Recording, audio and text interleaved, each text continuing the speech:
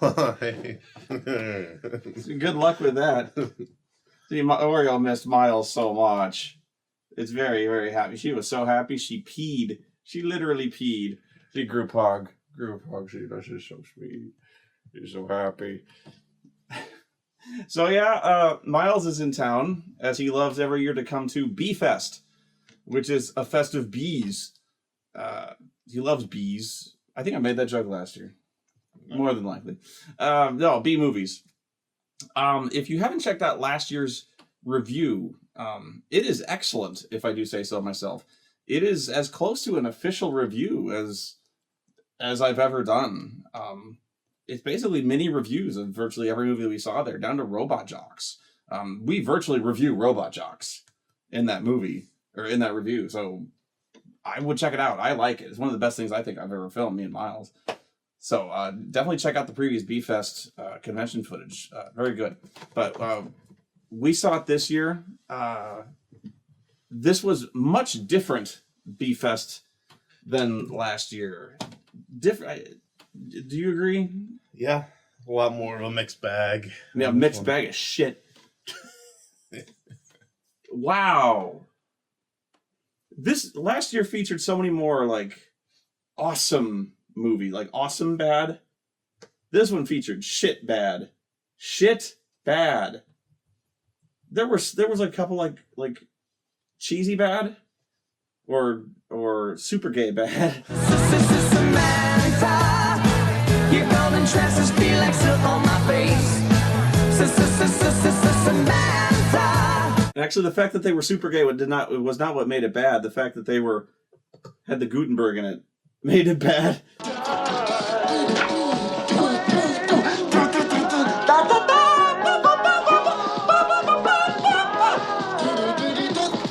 You had your own issues with the movies, which were actually quite different from the issues I had, but we'll get into that one by one. As usual, because I'm always running late for everything.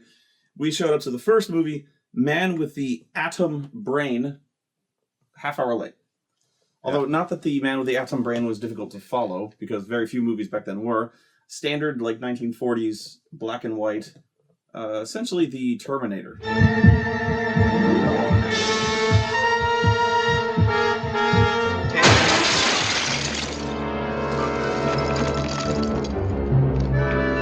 I told you I'd come back. I promised to see you die, and I will.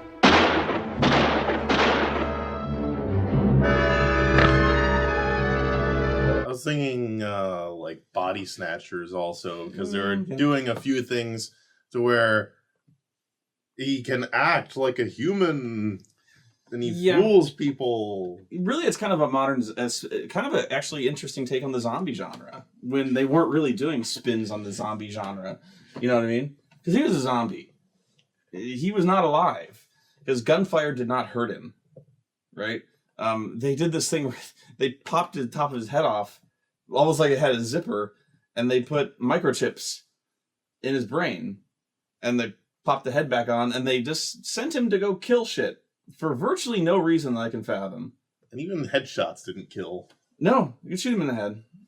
But it's funny, they at the end, the army's out in front. Oh, this was great. They're like, fire, kill the zombies, and they shoot. Well, this is the thing. I thought they were fucked. I thought the zombies were like, they're shambling very slowly towards us. And the cops would just like gun them down. And then they would have that really poignant scene where they would just arrest the scientists and be like, who are you to play God? No, that's not what happens. Look!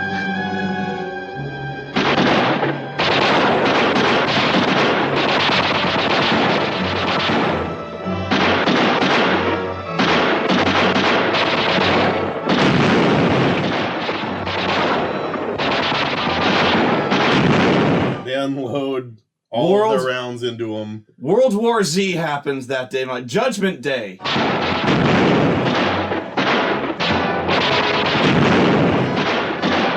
Bullets have to sever the electrodes to stop them. And they even tried headshots and it didn't work, and they're like, fuck. So then what happens is a rumble.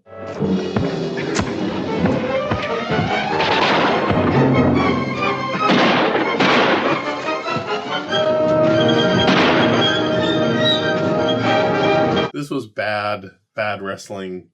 The cops we're doing like Femi punches, like there were like Michael Cole bumps. Yeah. Like they were going. The zombies would fight like cheesy Frankenstein style. It'd be like, and the guy, There would be one. There would actually be like wrestling bumps, like the zombie would Frankenstein between two people, go like, and there'd be a guy over here like,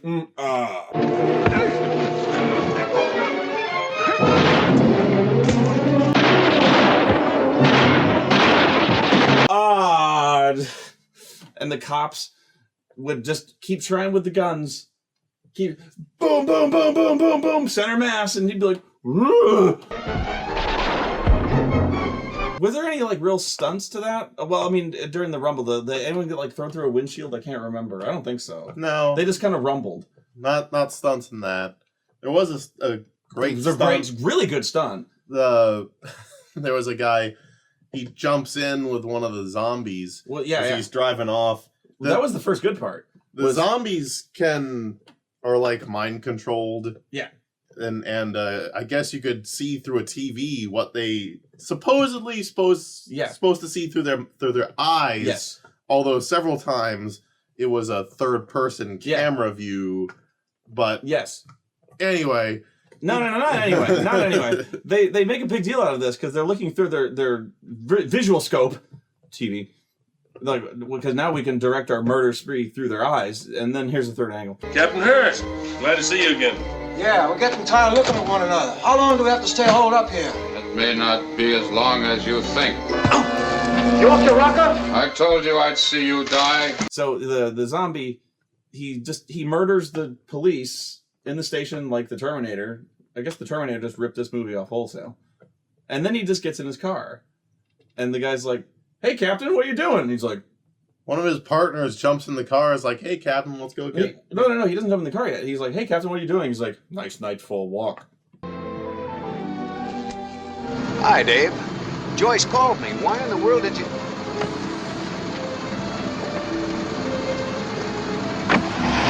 And he gets into his car. He's like, "Cap, what are you doing?"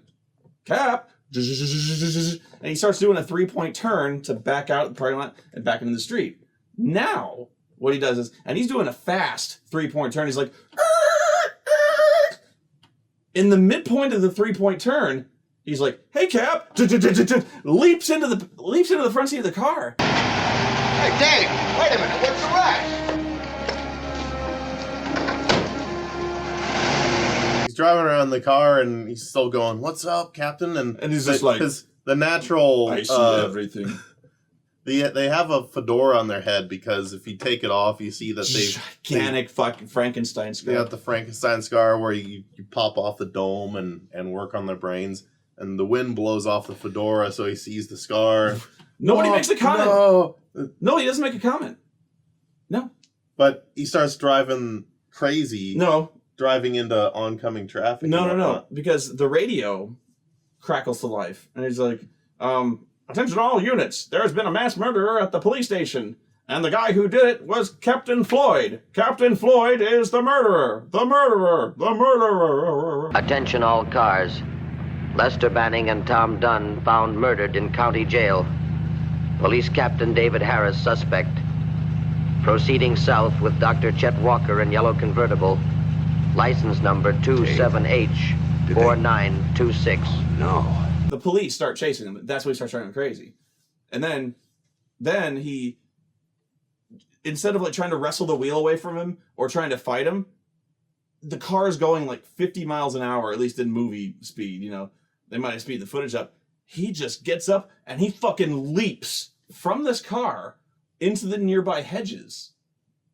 And it's easy to just imagine that. When you see it, he jumps out of this fucking car at speed. There's no attempt to slow down. There's no turning. No. Like they slow down for a corner. No, he jumps out. He's like, "Ah!"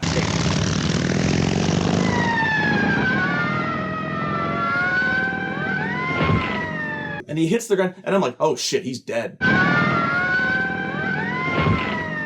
No. And then the next scene is some of the cops like stop to pick up his carcass, and it's like Daniel Craig in Skyfall.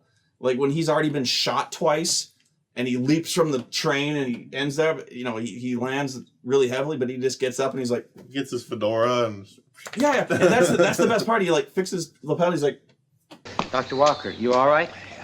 And tell him to have Dr. Norton stand by. Right.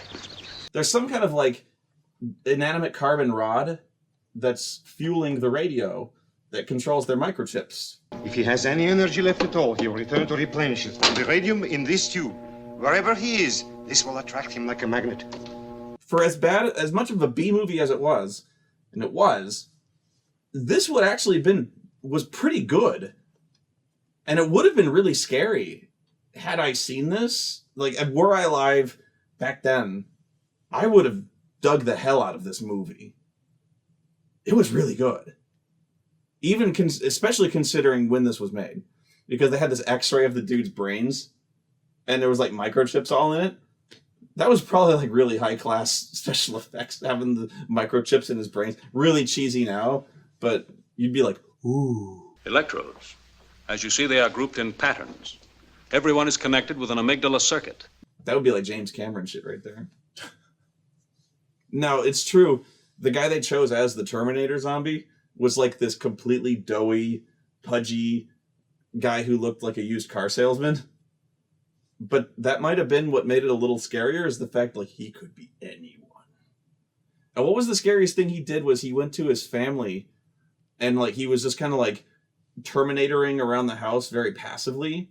I don't know why he was doing that, but like he was sitting around the kid just like acting like a stiff robot, not saying anything. He's like, "Hey daddy, check out my new Barbie."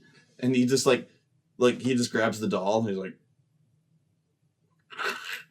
Sit down, Uncle Dave. I want you to see what Mother got for Henrietta. She got him a dress, panties, socks, and shoes. Where is your father? Mommy! Penny, baby. What's the matter? Honey, what's the matter? My dolly!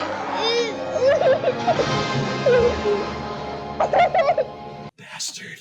And at the end of the movie, the hero cop who jumped from the car gets her a new dolly. And I'm like, that's how you do a movie. Look at that. A birthday present from Uncle Dave. Isn't that pretty? Well done. Well done. Good movie. Glad I saw it. It's just a hunch, but I think he's trying to return to his source of energy. Look, see how he turns? As if trying to find a certain direction. Watch it! Let him go. I'll follow him in the helicopter that brought us.